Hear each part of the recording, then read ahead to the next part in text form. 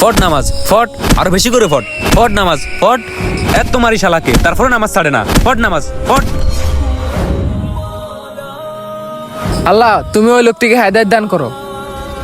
ফট নামাজ, আর নামাজ ফট, এত মারি তারপরে নামাজ ছাড়ে না। কিরে, প্রত্যেকদিন আমি ওকে নামাজ বিরক্ত করি, তারপরে ও নামাজ ছাড়ে না। এই নামাজের ভিতর কি পাইছে, আজকে ওকে জিজ্ঞাসা করতে হবে।